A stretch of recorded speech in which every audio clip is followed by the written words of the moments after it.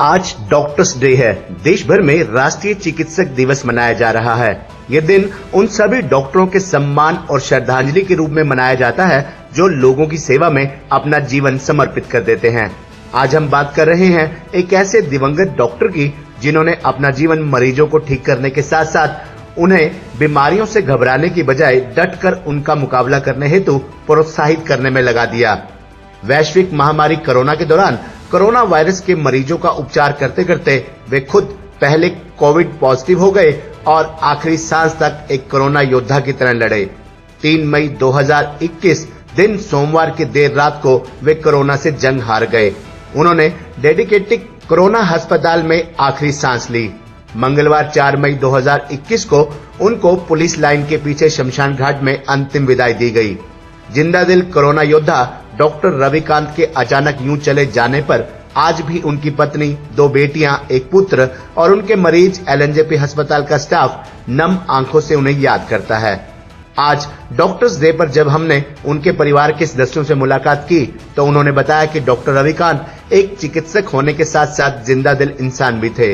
अगर कोई corona positive मरीज परेशान होता या डरता था तो उसे दवा देने के साथ साथ वे गाना भी सुनाते थे। इससे कोरोना पॉजिटिव मरीज का हौसला बढ़ जाता था। वे हर किसी कोरोना पॉजिटिव मरीज को प्रेरित करते थे। आइसोलेशन वार्ड में सन्नाटा पसरा रहता था, लेकिन उनके आने के बाद हंसी और खुशी का माहौल बन जाता था। डॉक्टर रविकांत का परिवार कुरुक्षेत्र में रहता है। उनकी धर्मपत्नी सरोज देवी गृहिणी है। बड़ी बेटी भारती कुरुक्षेत्र विश्वविद्यालय से एमएससी कर रही है। छोटी बेटी भारती बीए एलएलबी की छात्रा है। सबसे छोटा बेटा स्कूल में पढ़ाई कर रहा है। डॉक्टर रविकांत के परिजनों ने बताया कि डॉक्टर रविकांत की 2003 में फतेहाबाद के भूना ब्लॉक के लहरिया गांव में पोस्टिंग हुई थी। वे 2003 से 2014 तक वहीं रहे। मरीजों के साथ उनका बड़ा आत्मिक लगाव था। वर्ष 2017 में उनकी पोस्टिंग कुरुक्षेत्र के गांव सारसा में आयुर्वेदिक डिस्पेंसरी में हुई। फिर कोरोना काल में उनकी ड्यूटी पहले जाट धर्मशाला के कोरोना सेंटर में, फिर एलएनजेपी अस्पताल में लगाई गई, जहां वे पहले खुद कोरोना का शिकार हुए, फिर उनके परिवार के सभी सदस्य भी। डॉक्टर साहब कोरोना से लड़ते लड़ते जिंदगी की जंग हार गए, परंतु उनकी शहादत पर सभी को नाज है। आज डॉक्टर डे पर हमारी ओर से भी डॉक्टर रविकांत को शत शत नमन।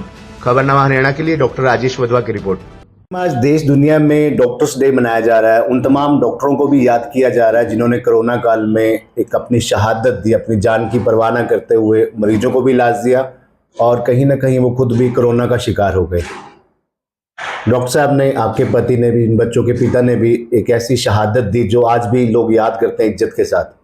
अगर हम उनकी बात करें, डॉक्टर साहब की बात करें, थोड़ा डॉक्टर साहब के बारे में, ताकि उन लोगों को भी पता चले जो डॉक्टरों को अच्छी तरह नहीं जानते, उस तरह से इज्जत नहीं देते, उनका सम्मान करें आज इस डॉक्टर्स डे पर। डॉक्टर साहब की बात करें, डॉक्टर साहब की शुरुआत में हम कब से हुई डॉक्टरी लाइन में? डॉक्टर लाइन कब आए डॉक्टर रविकांत जी? सर उनकी अपॉइंटमेंट 2003 में हुई थी, जनवरी 25 को। शुरुआत का फतेहाबाद में लिखा भूना में। तो डॉक्टर साहब लगभग जो जहाँ यहाँ के कुरुक्षेत्र के डॉक्टर बताते हैं, डॉक्टर साहब 11 साल वहाँ रहे। बहुत ज्यादा उनका मरीजों के साथ लगाव था और ये तक कहा जाता था कि जब वो 11 साल बाद यहाँ कुरुक्षेत्र आए तो मरीज जाने भी नहीं दे रहे थे वहाँ। हाँ जी बिल्कुल सर। हाँ जी। क्या वजह थी उसकी, मतलब वो इतना लगाव क्यों हो गया? सर शायद डॉक्टर साहब का नेचर और उनका वर्किंग और लोगों के प्रति, काफ़ी पेशेंट के प्रति उनको काफ़ी लगाव रहता था, मतलब।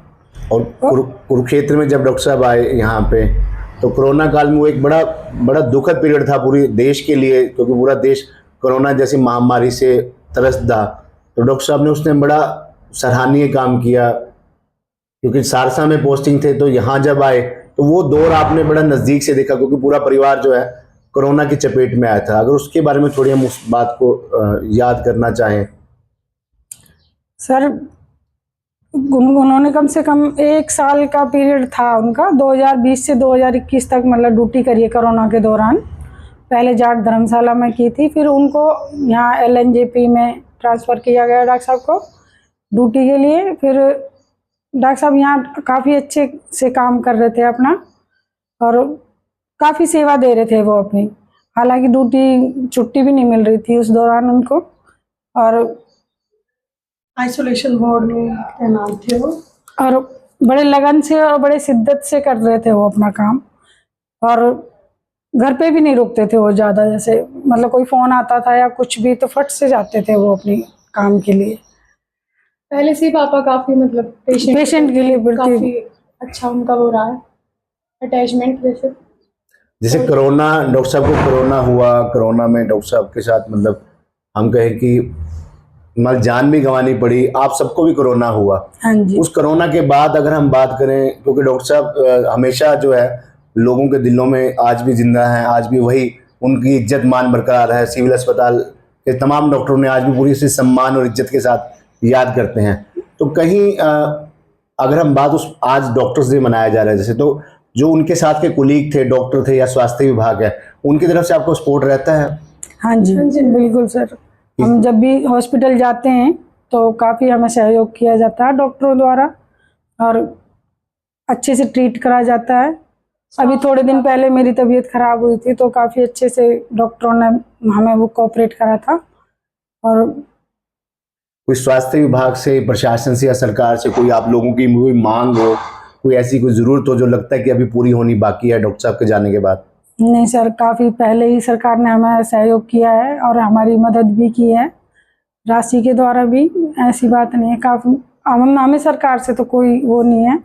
हाँ बस ये है कि भी फैसिलिटीज़ तो दी जाएं जैसे पेशेंटों के लिए, और भी थोड़ा जैसे कोरोना काल में हुआ था थोड़ा ऑक्सीजन वगैरह कम हुई है गवर्नमेंट हॉस्पिटलों में, तो बस ये है कि भी वहाँ के लिए थोड़ा और सुधार किया जाए हॉस्पिटलों में ऑक्सीजन वगैरह के, क्योंकि अब महामारी ये बीमारी तो जैसे आई है और हो सकता है कोई और भी नेक्स्ट, क्योंकि इसी तरह का वो चल रहा है अब इन्वायरमेंट। तो बस यही है सरकार से कि भी थोड़ा और ध्यान दिया जाए सरकारी हॉस्पिटलों पे। प्रियंका, बेटी पापा के बहुत करीब होती हैं। हाँ जी। तो आप पापा का कोई ऐसा कोई किस्सा याद हो जिससे आपको लगता हो कि पापा किस प्रकार जो है अपने काम के प्रति, मरीजों के प्रति समर्पित थे? अभी जब कोरोना का पीरियड था तो शाम के 4:30 बज गए थे और पापा ने सुबह से कुछ खाया नहीं था, तो पापा आए थे घर पे खाना खाने के लिए और फिर उनको दोबारा जाना था। तो उस टाइम पे मैं पापा के साथ मतलब किचन में काम कर रही थी, तो मैंने एकदम से बोला कि पापा आप खुद भी तो एक अस्थमा पेशेंट हो और आप इतना सीवियर पेशेंट हो, आप अपना ध्यान रखना थोड़ा सा, जैसे टाइमली घर पे आया करो, खाना खा के जाया करो, ऐसे क्यों कर रहे हो आप, आपकी भी तो हेल्थ वो हो रही है, डिट्रॉयड हो रही है वहाँ पे। तो फिर पापा ने एकदम से बोला मुझे, एकदम से जैसे कहते कि मैं नहीं ध्यान रखूँगा तो कौन ध्यान रखेगा उनका, मुझे जाना है वहाँ पे, उनको ज़रूरत है मेरी। प्रियंका, जैसे कोरोना था, आप सभी को कोरोना हो गया था, पापा तो हॉस्पिटल में एडमिट थे, हाँ जी। आप लोग मेरे ख्याल से घर पे ही थे, तो वो दौर कैसा गुजरा, मतलब कितनी कठिनाई भरा दौर था, अगर क्योंकि आप लोगों ने बड़े नज़दीक से महसूस किया था, उसे देखा था? वो वाकई में बहुत ज़्यादा कठिनाई का दौर था। मतलब ऐसा है कि मैं बता भी नहीं सकती, जिस पे गुजरी है उसी को ही पता है। एकदम से पापा को मतलब 13 तारीख को हो गए थे हम सब, पॉजिटिव रिपोर्ट्स आ गई थी और 4-5 दिन बाद पापा तो हॉस्पिटल में एडमिट हो गए थे और छोटे भाई तक को हो गया था। ऐसे था कि खाना भी नहीं बनाया जा रहा था घर पे किसी से भी, और मम्मी की भी तबीयत बहुत ज़्यादा ख़राब हो गई थी, बट मम्मी रुके रहे हमारे लिए कि भी मेरी बेटी घर पे अकेली है, उनका ध्यान कौन रखेगा। तो बहुत ज़्यादा बुरा वक्त था वो, बहुत ज़्यादा, मतलब बयां भी नहीं हो सकता। मैं कहती हूँ कि दोबारा वो वक्त ना आए ही ना, कभी ना आए वो, कोई दुश्मन भी हो चाहे, लेकिन उसके साथ भी इतना बुरा वक्त कभी ना आए।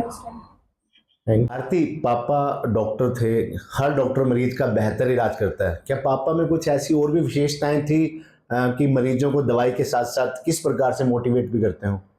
उनको सिंगिंग का काफ़ी शौक था, मतलब उनके लिए तो ऐसा था कि म्यूज़िक से जुड़े रहना, गाना गाना, ये सब उनको काफ़ी पसंद था। तो वो मतलब पेशेंट्स का इलाज करते करते, जैसे कोई ज़्यादा डिप्रेस फील कर रहा है या फिर जिसे थोड़ा ऐसा लग रहा है कि भाई शायद मैं ठीक ना हो पाऊँ, मतलब डिप्रेस है वो अपनी हेल्थ को लेके, तो उनको अपने मतलब गाने के थ्रू भी काफ़ी वो मोटिवेट करते थे, क्योंकि उनको शौक था, तो वो गाना सबको सुनाते रहते थे, डाइवर्ट करते थे। हाँ उनको काफ़ी अच्छा फील करवाते थे कि हाँ भाई कोई बात नहीं, हिम्मत मत हारो, अभी आप ठीक हो सकते हो, मतलब उनको काफ़ी वो करते थे मोटिवेशन। तुम मुझे यूं भुला ना पाओगे, हाँ तुम मुझे यूं भुला ना पाओगे,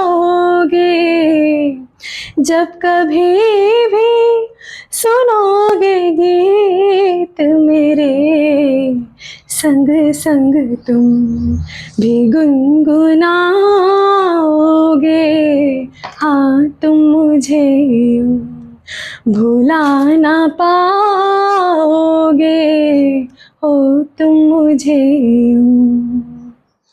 बीती बातों का कुछ ख्याल करो, कुछ तो बोलो, कुछ हमसे बात करो। बीती बातों का कुछ ख्याल करो, कुछ तो बोलो, कुछ हमसे बात करो।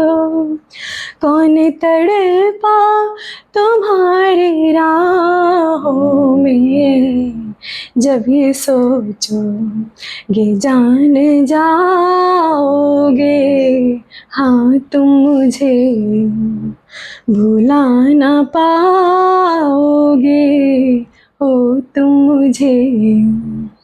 नहीं, गीत पापा का फेवरेट सॉन्ग था? ये और मैं और मेरे पापा, हम दोनों साथ साथ गाया करते थे। काफी फेवरेट सॉन्ग था उनका।